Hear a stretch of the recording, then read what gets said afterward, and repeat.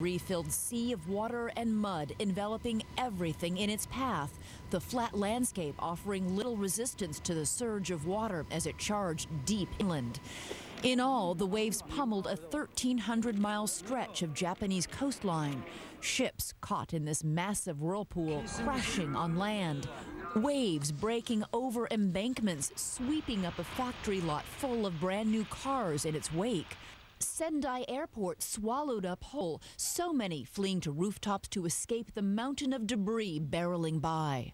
And this family waving white towels in desperate need of rescue. It all started early this morning, 15 miles below the ocean's surface. The Earth's plates shifted, one lunging up over the other, immediately shocking the Earth, creating the catastrophic earthquake. But when those plates shifted, they also pushed the ocean's water, sending it on a 43-mile journey straight into the shore. And the terrifying science is that tsunamis first appear to be only small waves. The devastation hides beneath the water. We can't see them until they barrel into the shallow water of a shoreline, which catapults the tsunami onto land. Alarms did sound. In fact, Japan has the world-renowned early warning system that sends alerts to television, radio, and cell phones. But those minutes of warning weren't nearly enough. The State Department has set up hotlines and email addresses for families looking for Americans in Japan, and Google has set up a website called the Google People Finder. There are more than 15,000 entries, and the site is growing rapidly. And Diane, people are obviously taking to Twitter and Facebook as well to search for loved ones. That's right. Reunions. We hope to see those reunions coming soon. Thank you, Elizabeth. And of course, another concern all day long, focus of growing fear, the 40-year-old nuclear plant damaged by the earthquake, its power knocked out.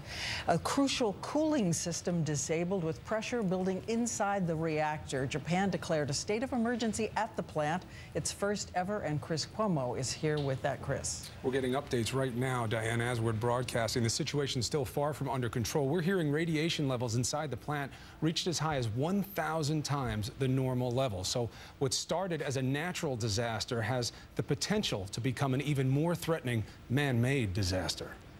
The Fukushima Daiichi nuclear power plant is one of the largest and oldest nuclear power plants in the world, and now it is in great jeopardy. The immediate crisis period is right now extending over the next 5 to 6 hours, but it takes at least 2 days to cool a reactor down completely. Nuclear plants use the energy from highly radioactive uranium to make electricity. Uranium normally operates at 3,400 degrees. To keep it from getting any hotter, pumps circulate water to cool the uranium core.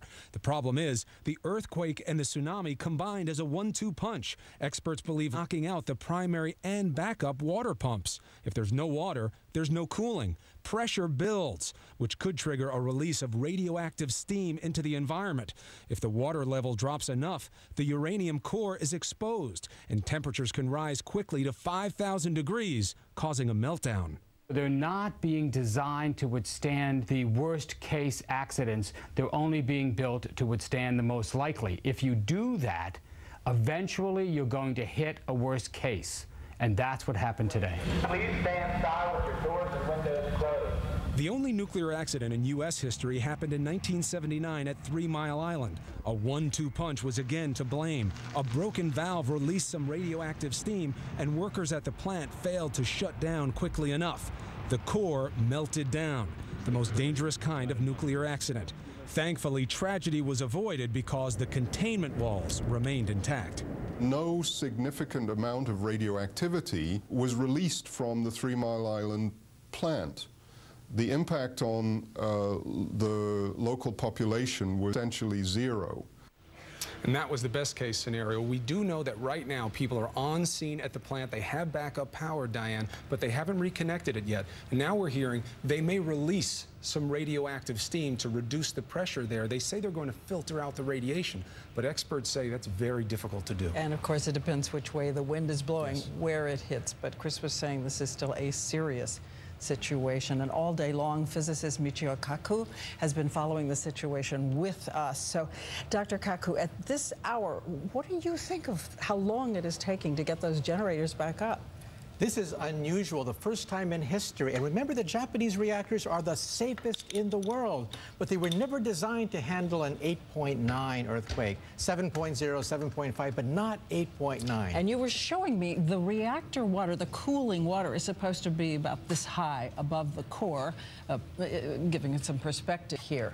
And what happens when it backs up? How quickly does it burn off? Well, when the water levels begin to drop and expose the red-hot core of uranium, it hits 5,000 degrees Fahrenheit. Within 30 minutes, you can start to get a core meltdown. Now, what's preventing that is the emergency core cooling system, the backup system. But the backup systems are failing. Power went out in the backup system. This is what normally happens. In a nuclear accident, immediately, the generators kick in, pour cooling water over the damaged core.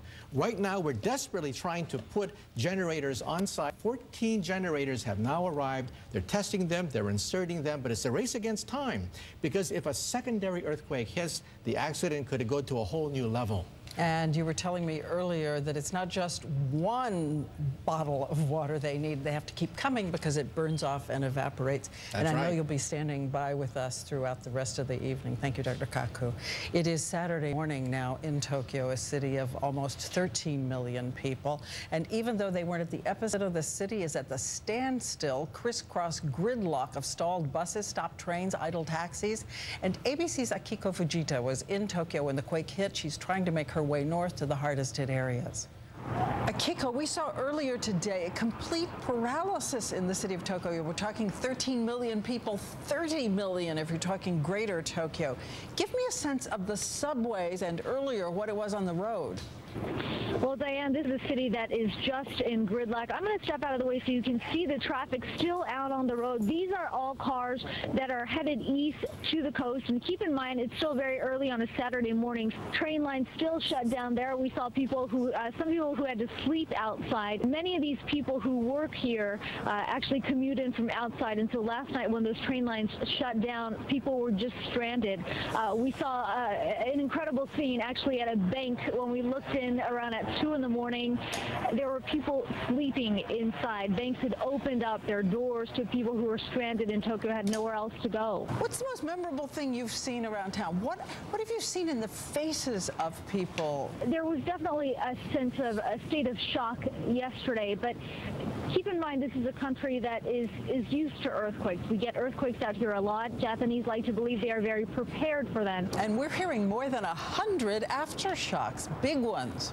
We have definitely felt it, and it's really to the point where we feel the swaying, and it was very strong at the beginning. They've gotten weaker, but there's this constant sort of dizzy feeling as we stand here in Tokyo, really just several hours south of the epicenter. We still continue to feel the aftershock. And our thanks to Akiko. Still ahead on World News. What are the percentage chances that kind of quake could happen in this country, and how prepared would we be? A reality check. Also, extraordinary pictures from this day, the faces of survival, as we return in just 60 seconds. ABC World News with Diane Sawyer. Brought to you by Dodge. Inside the 2011 Dodge Journey is an 8.4-inch touchscreen that lets you control the stereo volume, radio tuning, climate controls, turn-by-turn navigation, and Bluetooth activation. Technology, inside technology, controlling more technology. Welcome to the future.